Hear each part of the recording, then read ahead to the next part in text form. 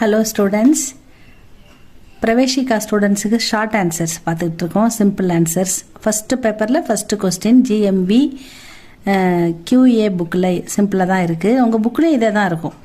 அதனால் பாருங்கள். கொஞ்சம் 4 கொஸ்டின் போட்டிருக்கோமா, இப்போ 5வது கொஸ்டின் இம்பார்ட்டண்ட் மட்டும் இதில் கொடுத்துருக்காங்க இல்லையா, அதை பார்க்குறோம். रामधारी सिंह दिनकर जी अपनी कलम से किसके बारे में बोलने का निर्देश देते हैं?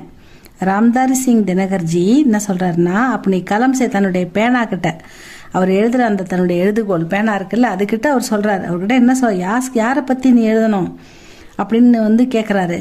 கிஸ்கே பாரேமே, யாரை பற்றி, பாரேமேனா பற்றி, கலம் கே பாரேமே என்ன சொல்றது, ராஜ்ய நிதி கே பாரேமே, தர்கரியாங்கே பாரேமே, அதாவது ஏதாவது ஒரு விஷயத்தை பற்றி சொல்லணும்னா அந்த பாரேமே அப்படின்னு சொல்லணும்.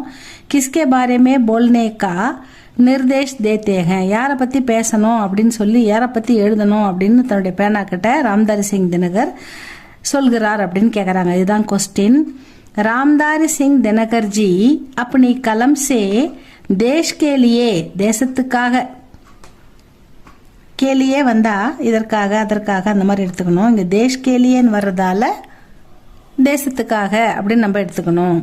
தேஷ் கேலியே நம்முடைய நாட்டிற்காக, அப்னா தங்களுடைய ஜீவன் அப்படின்னா வாழ்க்கையை சமர்ப்பித்து சமர்ப்பித்துள்ள சாக்ரிஃபைஸ் செய்கிற வீரர்கள், கர்னேவாலே சமர்ப்பித்து கர்னேவாலே வீர் புருஷோं के बारे में, வீரர்களை பற்றி, வீர புருஷர்களை பற்றி, போல்னே கேலியே ககத்தேக பேசணும் அப்படின்னு சொல்லி அந்த தன்னுடைய பேனா கிட்ட ராம்தாரி சிங் தினகர்ஜி சொல்றாரு.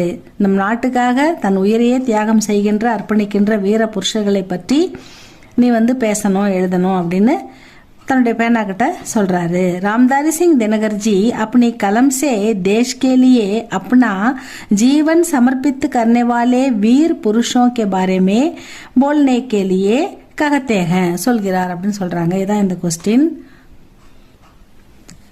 Next 6th question. அகணித் லகுதீப் यह உதாகரன், அது உதாரண் அப்படின்னு சொல்லணும். எழுதும்போது அஹா போட்டு எழுதணும், சொல்லும்போது அது சைலண்டாவே சொல்லலாம். உதாரண் அப்படின்னு சொல்லலாம்.